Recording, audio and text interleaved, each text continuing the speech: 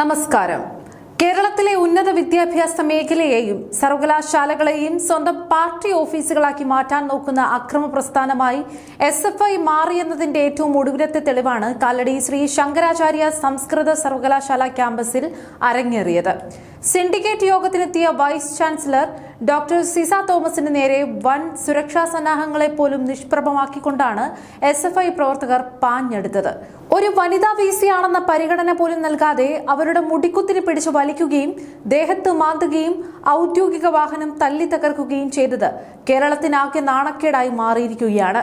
നേരത്തെ സാങ്കേതിക സർവകലാശാല അഥവാ KTU VC ആയിരുന്ന കാലം മുതൽ സിസ തോമസിനോട് ഭരണാനുകൂല അധ്യാപക വിദ്യാർത്ഥി സംഘടനകൾ പുലർത്തുന്ന അടങ്ങാത്ത രാഷ്ട്രീയ പകപോക്കലിന്റെയും അമർഷത്തിന്റെയും തുടർച്ച തന്നെയാണ് ഈ ഒരു തെരുവ് അതിക്രമം. തങ്ങളുടെ രാഷ്ട്രീയ താൽപര്യങ്ങൾക്കും ബന്ധു നിയമനങ്ങൾക്കും വഴങ്ങാത്ത ഭരണാധികാരികളെ ക്യാമ്പസിനുള്ളിലിട്ട് കയ്യേറ്റം ചെയ്യുക എന്ന പാർട്ടി ശൈലി തന്നെയാണ് ഇവിടെയും ഇവർ പുറത്തെടുത്തത്. പോലീസിന്റെ കൺമുന്നിൽ വെച്ച് VCക്ക് ദേഹോപദ്രവം ഏൽപ്പിച്ചിട്ടും പ്രതീകാത്മക ശവസംസ്കാരം നടത്തിയിട്ടും ക്രമസമാധാനം സംരക്ഷിക്കാൻ സർക്കാരിന്റെ പോലീസിന് കഴിഞ്ഞില്ല എന്നത് ഒരു വീഴ്ച തന്നെയാണ്. ഇതിലെ ഏറ്റവും വലിയ തമാശ നിറഞ്ഞ കാര്യം എന്തെന്നാൽ 2019 മുതലുള്ള വിദ്യാർത്ഥികൾക്ക് ബിരുദ സർട്ടിഫിക്കറ്റുകൾ നൽകിയില്ല എന്ന വിചിത്രമായ കാരണം ചൂണ്ടിക്കാണിച്ചാണ് SFI ഈ ഒരു സമരം സംഘടിപ്പിച്ചത് എന്നതാണ്. 2019 മുതൽ 2025 വരെയുള്ള 6 വർഷക്കാലം ഭരിച്ചത് നിങ്ങളുടെ സ്വന്തം CPM സർക്കാരും നിങ്ങളുടെ സ്വന്തം പാർട്ടി ആൾക്കാരായ VCമാരുമായിരുന്നല്ലോ. അപ്പോഴൊന്നും ഈ സർട്ടിഫിക്കറ്റ് വൈകുന്നതിനെ കുറിച്ച് ഒരക്ഷരം മിണ്ടാതിരുന്ന സഖാക്കൾക്ക് ഇപ്പോൾ സിസ തോമസ് VC ആയി എത്തിയ ഉടൻ തന്നെ പെട്ടെന്ന് 2026 സർട്ടിഫിക്കറ്റ് ഓർമ്മ വന്നതിലെ ഉദ്ദേശശുദ്ധി കൊച്ചുകുട്ടികൾക്ക് പോലും മനസ്സിലാകുന്ന കാര്യമാണ്. സർട്ടിഫിക്കറ്റ് പ്രശ്നം പരിഹരിക്കാൻ നടപടികൾ പുരോഗമിക്കുകയാണ് ഈ ഒരു നാടകവും.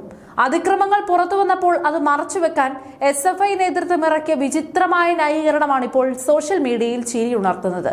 തങ്ങൾ നടത്തിയത് VCയുടെ ശവസംസ്കാരമല്ലെന്നും തിയേറ്റർ പഠന വകുപ്പിൽ പ്രവർത്തനരഹിതമായ സ്പോട്ട് ലൈറ്റുകൾ മരിച്ചതായി പ്രതീകാത്മകമായി അവതരിപ്പിക്കുക മാത്രമാണ് ചെയ്തതെന്നുമുള്ള SFI ഭാരവാഹികൾ അവകാശപ്പെടുന്നത്.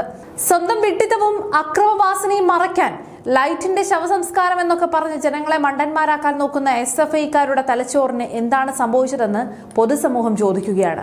ഗസ്റ്റ് അധ്യാപക നിയമനത്തിലും സിൻഡിക്കേറ്റ് തീരുമാനങ്ങളിലും സ്വന്തക്കാരെ തിരികെ കയറ്റാൻ VCക്ക് മേൽ സമ്മർദ്ദം ചെലുത്തുന്നതിന്റെ ഭാഗമായാണ് കഴിഞ്ഞ 25 ദിവസമായി ഈ അക്രമ നാടകങ്ങൾ നടക്കുന്നത്. പഠിക്കാൻ വരുന്ന പാവപ്പെട്ട വിദ്യാർത്ഥികളെ അക്രമകാരികളാക്കി മാറ്റുകയും സ്വന്തം സ്വാർത്ഥ രാഷ്ട്രീയത്തിനു വേണ്ടി ക്യാമ്പസുകളെ ചോരക്കളമാക്കുകയും ചെയ്യുന്ന ഇത്തരം സംഘടനകൾ കേരളത്തിന്റെ ശാപമായി തന്നെ മാറിയിരിക്കുകയാണ്.